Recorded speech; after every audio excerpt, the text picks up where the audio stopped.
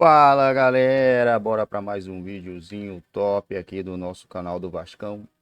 O Pedrosa não está no programa hoje, né? Tá de férias, mas tem notícia do Vasco da Gama que pretende montar um elenco muito forte para a temporada de 2024.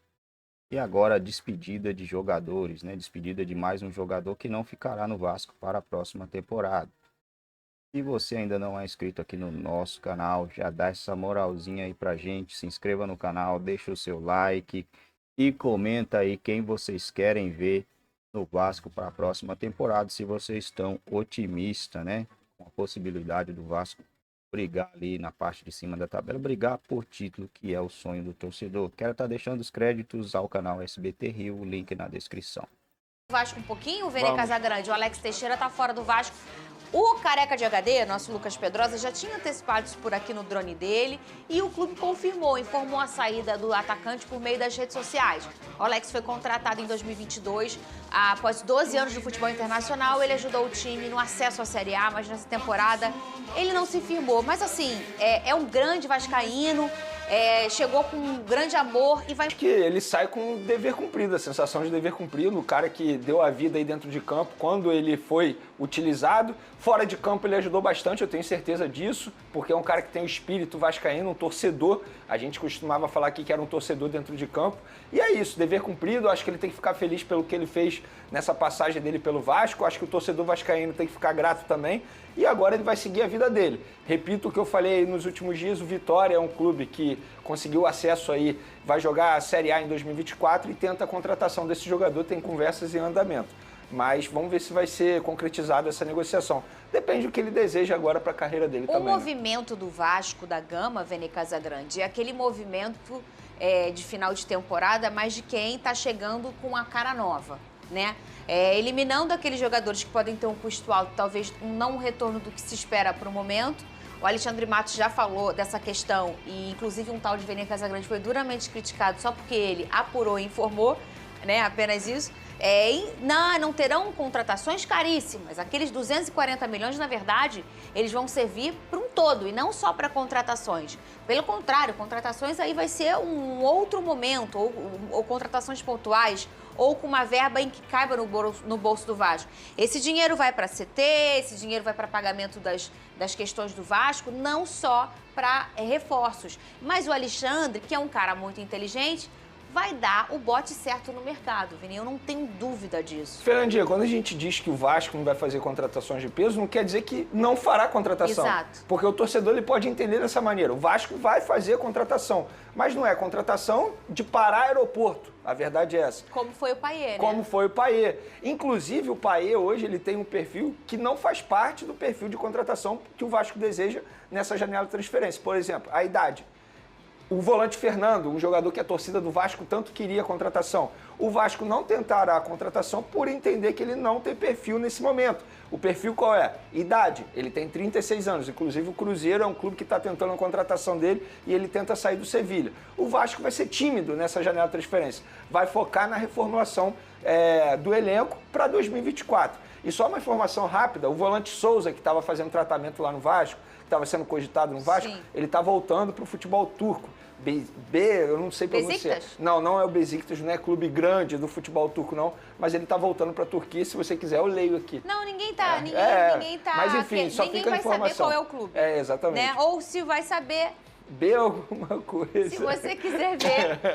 Porque às vezes também tem a chance da gente olhar e não conseguir ler, né? Não, eu Vamos faço ver, questão vamos ver. de Você ler, Vene cara. Casagrande, Eu faço questão de ler porque a gente tem que passar a mensagem correta para o nosso Lê público. aí, qual é o nome do Vamos negócio? Lá. Ó, futebol turco. Basaksehir. Acho que é assim que se pronuncia. Mas é doce ou salgado? Eu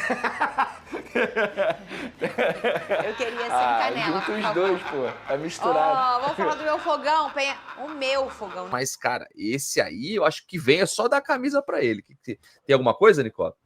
Mas aí a condição financeira é mais complicada, né? Tá jogando no Al-Ahda, depois de passagem por Everton e Napoli, tem uma história a ser contada com o Vasco. Isso, mais cedo ou mais tarde, é o tipo de jogador que vai pintar por aqui.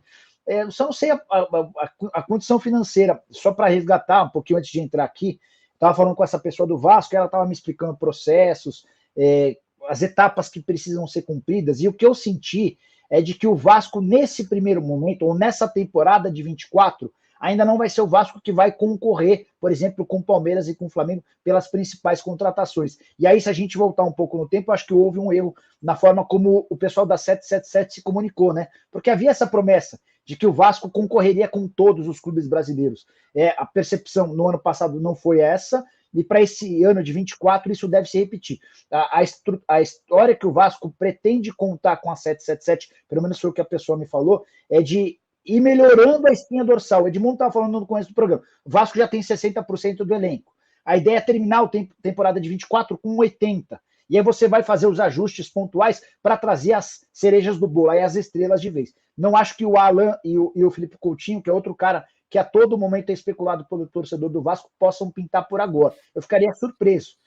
Acho que esse processo ele vai sendo construído. Mas aí, se a gente voltar no tempo, acho que houve um erro de comunicação. Porque quando você promete ao torcedor, você cria uma expectativa. E o torcedor do Vasco é o torcedor que não merece ser frustrado. Porque o cara coleciona a frustração e é o cara que não abandona o time em momento algum. Construção de CT, busca, tudo sendo pago pelo torcedor do Vasco, sócio torcedor em números gigantes. Esse torcedor não merece ser frustrado nem enganado. Só para fazer justiça, tem algumas pessoas que depois colocaram o Souza sim, o Cleiton aqui, o Marcos, tem alguns sim, tá? Só para fazer justiça aqui sobre essas contratações. Bom, vamos lá, porque já foi dispensado Gabriel Dias, Alex Teixeira, Bambu, Sebastião também, já foi até oficializado. O Rodrigo volta, mas deve ser emprestado novamente ou negociado. Miranda, Zé Vitor, muito provavelmente vão sair, que são 2 zagueiros, né? E aí o Vasco fica aí com algumas lacunas no elenco, né? O Kusevich chegando é uma que tira, acho que ele vem mais pro lugar ali do Bambu, disputar alguma posição ou outra, até porque os zagueiros têm idade mais avançada. Tem alguns outros nomes que o Vasco está especulando, Nicola, porque, pô, realmente o pessoal aqui reclamou muito aqui no chat. Pô, a gente estava sonhando com o Júnior Alonso, aí veio com o Kusevich.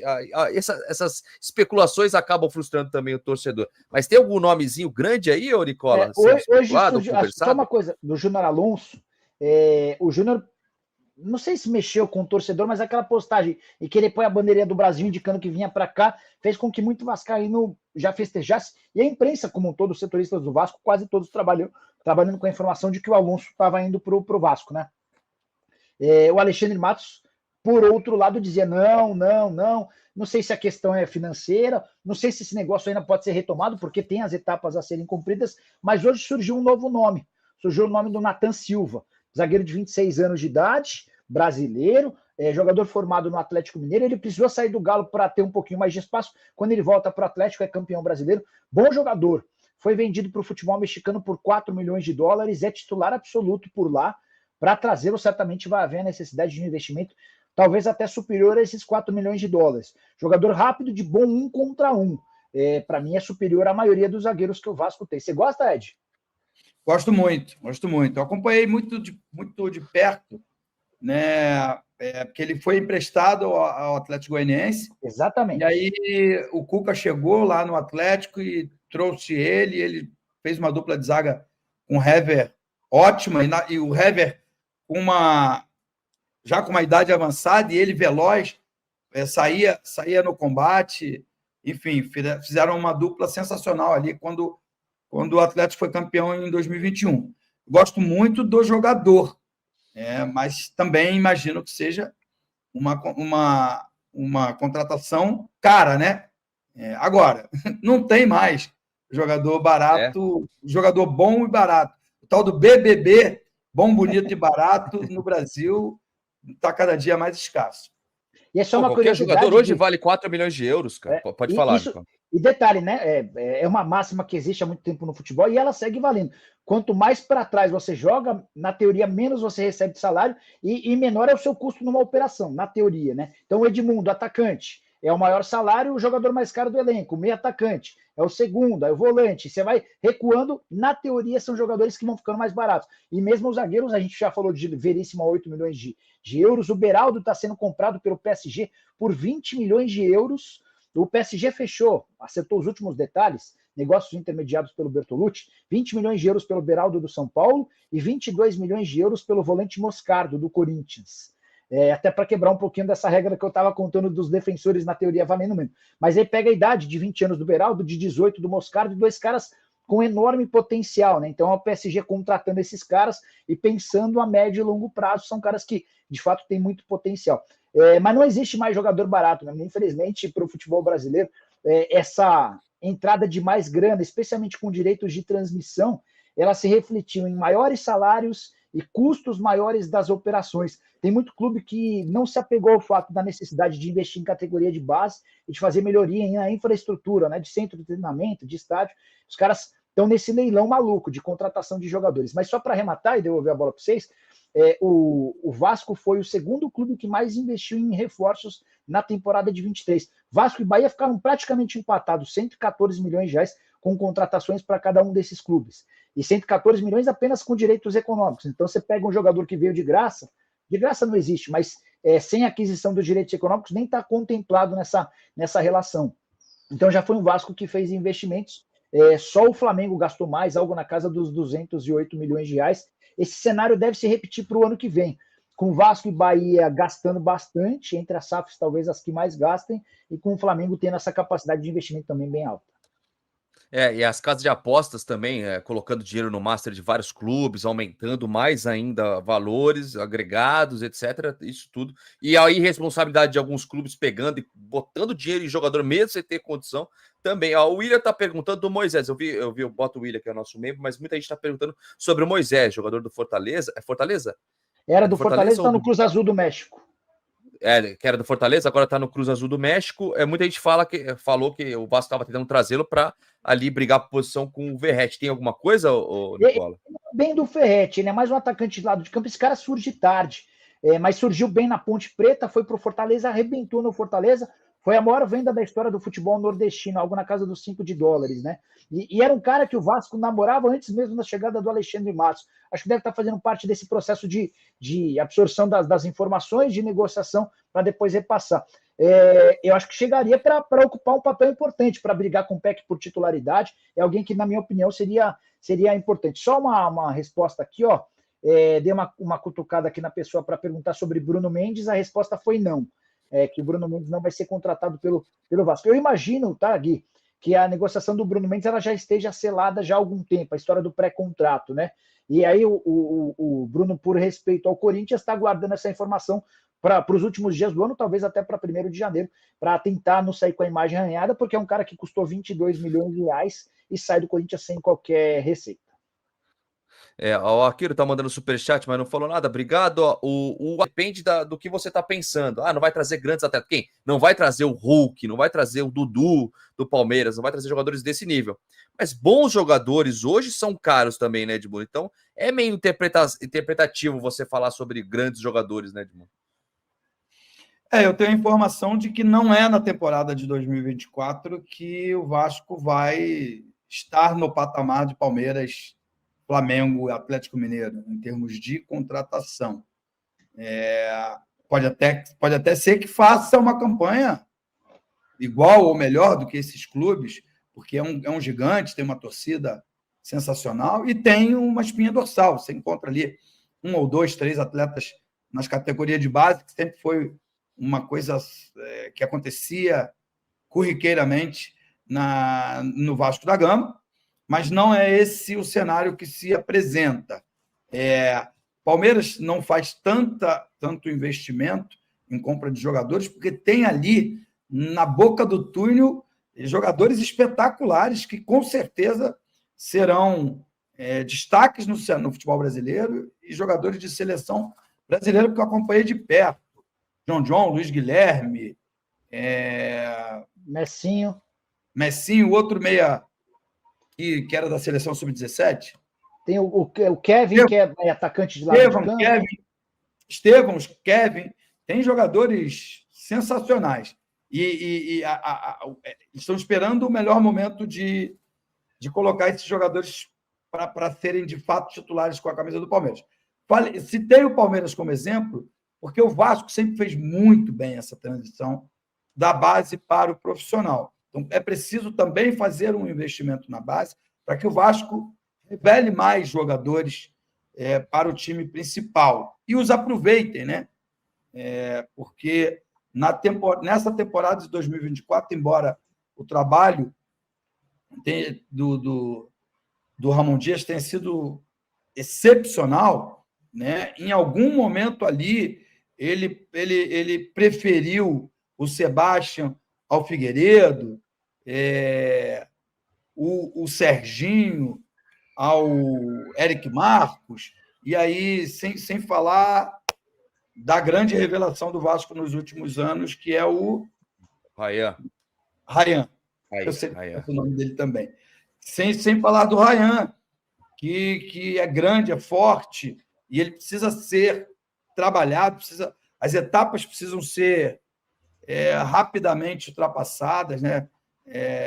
Acelerar processos para que ele esteja pronto para ser um dos pilares da equipe do Vasco da Gama. Então, se as contratações não forem feitas, talvez a solução ela seja caseira.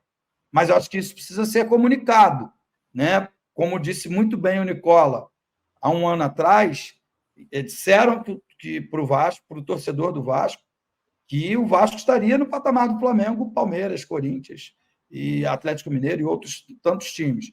E a gente terminou a temporada fazendo gol aos 30 minutos do segundo tempo para se livrar do rebaixamento, sem disputar nenhuma outra competição, sendo eliminado precocemente da Copa do Brasil, da semifinal do Carioca, que é... Bom, galera, é isso aí, rapaziada. O Vasco promete um time competitivo. Promete não ser um time que vai bater de frente com Palmeiras e Flamengo. Mas hoje, cara, quem consegue bater de frente com esses dois times, né? E mesmo não batendo de frente, o Fluminense foi campeão da Libertadores, né? Para bater de frente assim tá difícil. O Fluminense tem esse time nessa pegada, nessa proporção há uns 2, 3 anos e foi vencer a Libertadores só agora.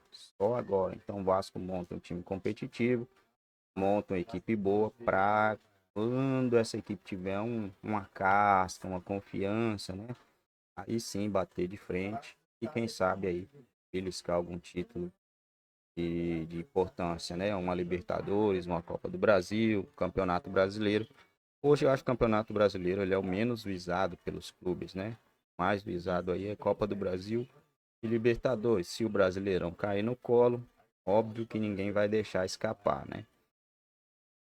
Pro ano que vem, para Campeonato Brasileiro, eu acho achismo, né?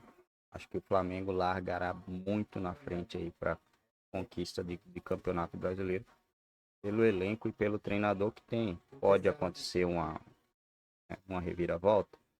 Pode, porque o futebol ele não é previsível, né? O futebol ele é muito imprevisível. Olha o que o Botafogo fez aí nesse ano de 2023, né? Momento ali em que todo mundo já falava, ó, a briga é pela vice-liderança. De repente, o Botafogo perde o título. O Vasco tá também aí tentando trazer jogadores aí que eu nunca vi, né? Jogador do Chile. E até o nome do jogador, esse jogador aqui do Chile. Tem mais outro jogador que é de fora também. Então tá tendo as conversas ali nos bastidores.